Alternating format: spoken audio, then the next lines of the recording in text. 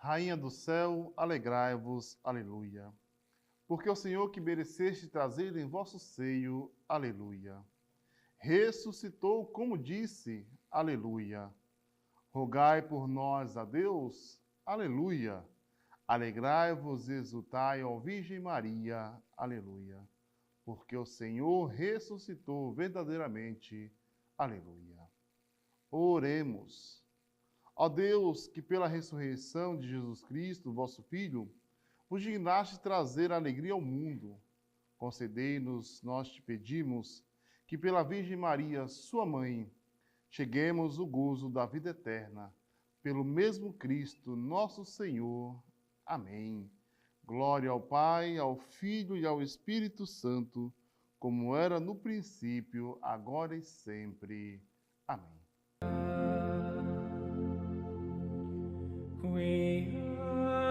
Qui mero esti portarem, alleluia. Rector ex sic dixi, alleluia. Ora pro nobis Deo. Em nome do Pai, do Filho e do Espírito Santo. Amém. Amado irmão, amada irmã, que alegria estarmos juntos nesta caminhada pascal. Caminhada essa que nos leva a este encontro maravilhoso com o Senhor.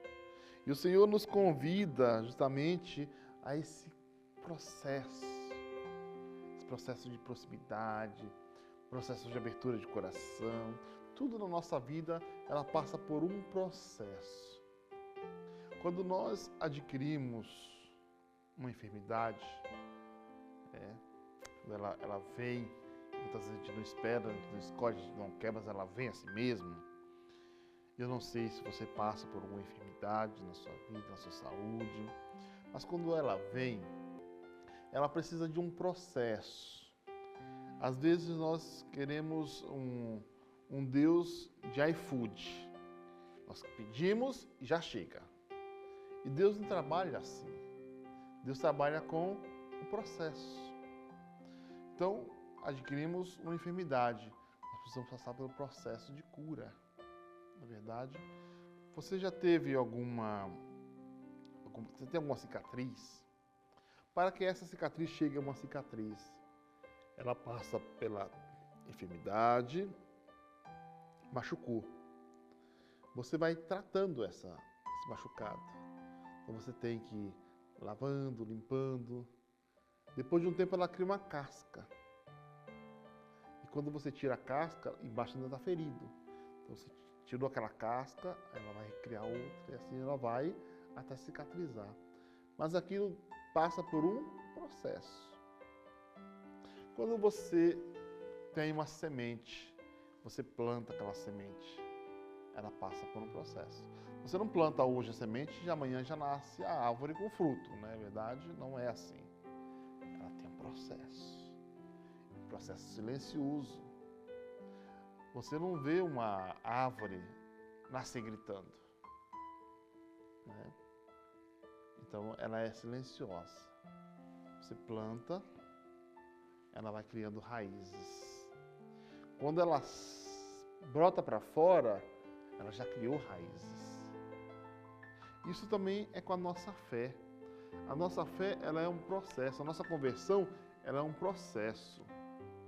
Nós precisamos criar raízes para depois anunciar. Como que foi com os apóstolos, os discípulos de Jesus? Eles não começaram a andar com Jesus hoje e já estavam no dia seguinte pregando, anunciando. Não. Como que eles faziam? Eles acompanhavam Jesus. Eles viam Jesus fazendo, realizando, curando, libertando, expulsando demônios, ressuscitando, restituindo a vida, trazendo a dignidade das pessoas. Então eles iam neste enraizar-se. Estavam criando raízes. Mas às vezes balança o vento e aí você percebe que a raiz não está tão profunda. É igual se você plantar uma árvore e ela brotar, se você puxar, sai tudo, porque ela não criou raízes ainda. Quando nós vemos essas grandes árvores, elas foram árvores pequenas, ela não nasceu uma árvore enorme, não, ela foi crescendo. Quando ela se cria, se fundamenta uma árvore bem estruturada, você não consegue mais arrancá-la. Por que você não consegue arrancar?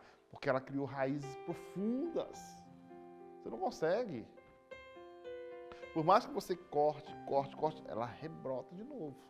Porque ela tem raízes profundas o suficiente. Muitas vezes acontece conosco. Nós não criamos raízes na nossa fé.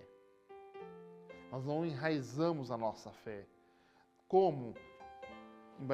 Nos baseando na palavra de Deus, no catecismo da igreja, nos documentos da igreja. São raízes que nós precisamos ler. E aí é interessante quando nós encontramos nossos irmãos e eles falam para nós assim, quando eu era católico, agora eu encontrei Jesus. Mas você já tinha encontrado ele antes, será? Porque a gente não aprofunda, a gente fica no superficial. Aí vem alguém, puxa a gente assim, aí solta, porque a gente não aprofundou as raízes. Você percebe? Você está entendendo o que eu estou querendo que você entenda, te explicar? Então nós precisamos nos aprofundar na palavra de Deus, beber desta fonte, para que nós possamos criar essas raízes. Porque quando alguém vem, tenta mexer, tira, sacudir, ela não sai. Eu permaneço aqui, eu conheço a minha fé, conheço a minha história, conheço a história da minha igreja. E nós temos história. Então, o que é isso? É doação total. É entrega total. E é isso que os apóstolos viveram, entrega total. Muitas vezes nós ficamos preocupados. Como que nós vamos fazer? Como que nós vamos viver? Como que nós vamos... É entrega.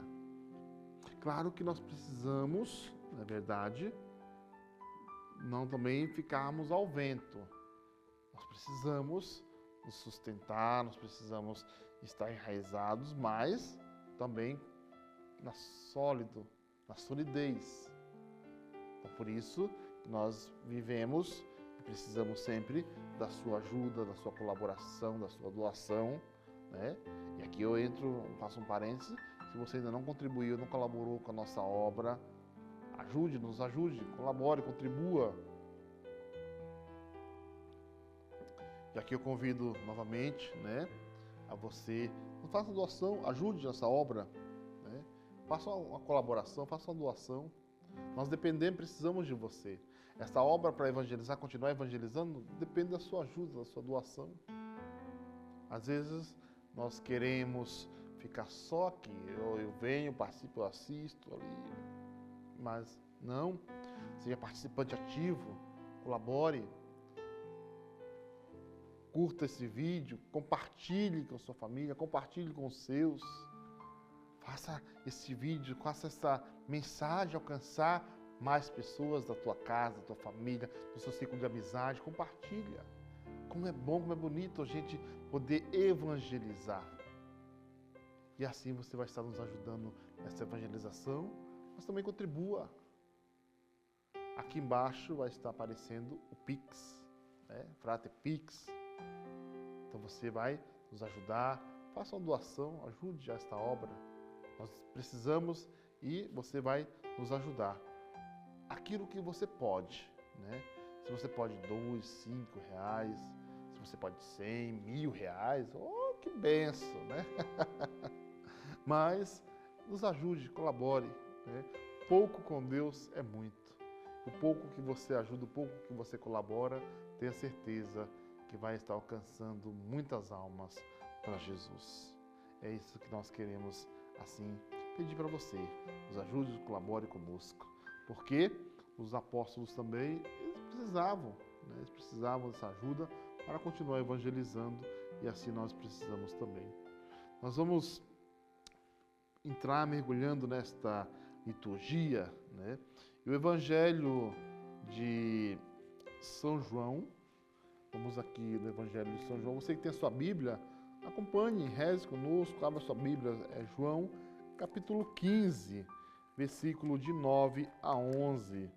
João, capítulo 15, de 9 a 11. Vamos ver o que vai nos dizer este Evangelho, João, capítulo 15, de 9 a 11. Assim como o Pai me amou, também eu vos amei. Olha, Jesus mostrando que o Pai nos ama, Ele nos ama e que nós precisamos também amar. Permanecei no meu amor e, se observais os meus mandamentos, permanecereis no meu amor, como eu guardei os mandamentos do meu Pai. E permanecendo no seu amor, eu vos digo isso, para que a minha alegria esteja em vós e a vossa alegria seja plena. Amados, olha que bonito, para que a minha alegria esteja em vós e a vossa alegria seja plena. Eu não sei qual é a fase que você está passando na sua vida. São Paulo vai dizer para nós que há tempo de sorrir, há tempo de chorar, há tempo de plantar, há tempo de colher. E aí, mas nós não podemos esquecer que mesmo diante das dificuldades, mesmo diante dos problemas, a nossa alegria precisa ser a alegria do Cristo, que nos convida a permanecer no seu amor. Não é verdade? Jesus é muito claro. Permanecei no meu amor. São João Crisóstomo dizia que não há nada mais poderoso do que um coração que sabe amar os outros, que sabe colocar-se a serviço, porque ali está o verdadeiro Espírito de Cristo.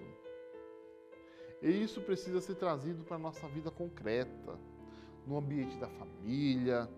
Quantas vezes queremos ter razão, impor nossa vontade, sermos atendidos, mas não estamos dispostos a ceder, a escutar, a servir. E aqui eu acho interessante nós, quando a gente fala de família, no servir, eu gosto muito de falar do casal. Nós vivenciamos momentos tensos aí recentemente com nosso querido Frei Gilson, né, que passou aí por diversos momentos turbulentos.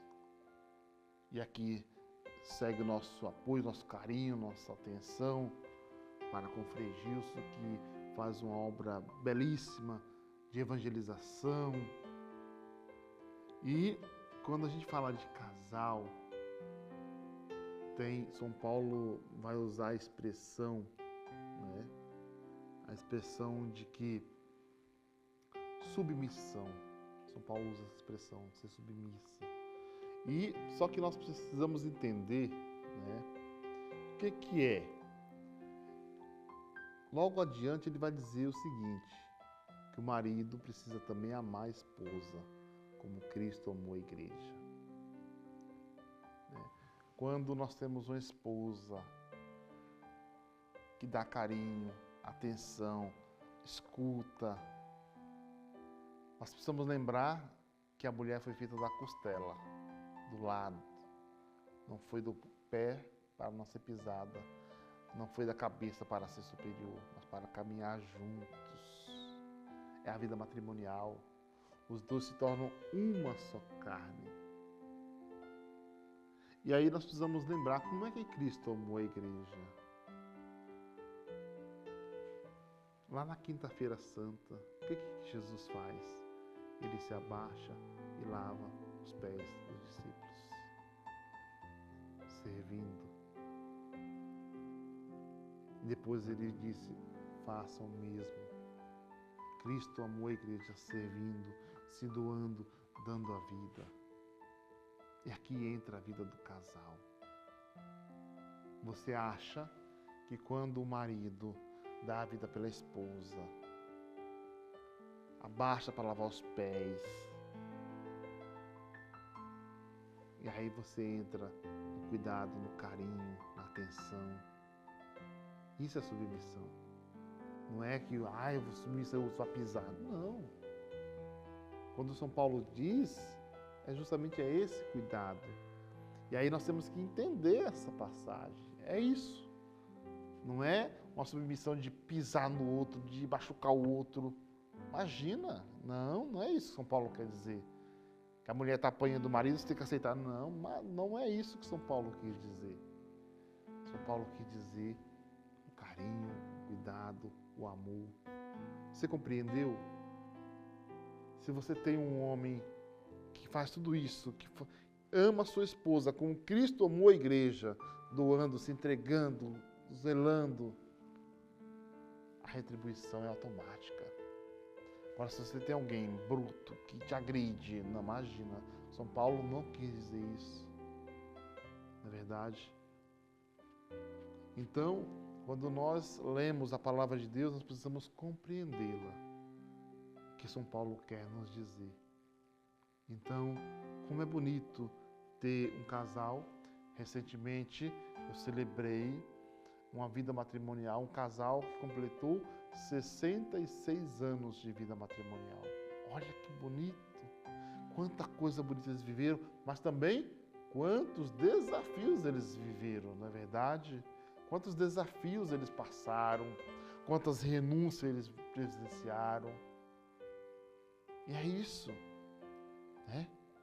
Quando São Crisóstomo dizendo, no ambiente, na família, quantas vezes queremos ter razão, impor nossa vontade, sermos atendidos, mas não estamos dispostos a ceder, a escutar, a servir. Nós precisamos, você precisa, no teu casamento, na tua vida conjugal, escutar, ouvir mais, ter o diálogo, a conversa. Quantas vezes que você não senta com teu esposo, com tua esposa para conversar, dialogar? Porque o cansaço do trabalho, do dia a dia, vai desgastando a vida matrimonial. E aí quando o outro vem falar, já é gritaria, já perde a paciência, porque é isso e aquilo. Porque já está cansado, não tem... Então você tem que tirar aquele tempo para você descansar, o tempo de vocês viverem. Não, esse é o meu tempo, meu com minha esposa. Porque a gente vai trabalhando e acumulando afazeres e não senta para descansar, vivenciar a vida matrimonial. Então, esse é o convite que a liturgia de hoje nos faz. O mestre lavou os pés. Olha aqui, o mestre lavou os pés. E Agostinho dizia que a humildade é o fundamento de toda a vida cristã. A humildade. Sem ela, tudo se perde, porque o orgulho fecha o coração, mas a humildade abre espaço para Deus agir. A razão é minha, e é assim, pronto. Não. Nós não somos donos da razão, mas é um diálogo. É a escuta. São Gregório Magno nos ensinava que o verdadeiro líder cristão é aquele que serve, não aquele que domina. E isso vale para todos nós, em qualquer realidade que vivemos. Quer eu na minha vida sacerdotal, quer você na sua vida matrimonial. Precisamos ser aqueles que servimos o outro, encorajamos. Papa Leão tem insistido, A igreja precisa de cristãos que sirvam com alegria, sem busca de protagonismo, mas vivendo a humildade no concreto da vida. Isso começa nas pequenas coisas, na escuta, no diálogo, num bom dia, boa tarde, boa noite, você dormiu bem, como foi seu dia, importando-se com o outro. O outro não é descartável. O outro também é a presença real de Deus na nossa vida, na nossa história. Então que o outro não passe por nós despercebido como mais um, mas que seja sempre aquela pessoa enviada e presença de Deus. Então que nós possamos estar de coração aberto e nos perguntar: Senhor, eu estou de coração aberto para vivenciar, experimentar, fazer uma experiência de fato com Cristo ressuscitado. Que Ele possa abençoar a tua vida, abençoar o teu relacionamento, você que é casado, você que namora, você que noivou, que o Senhor possa abençoar a tua vida, teu relacionamento, a tua vida com os teus filhos. O Senhor esteja convosco, Ele está no meio de nós.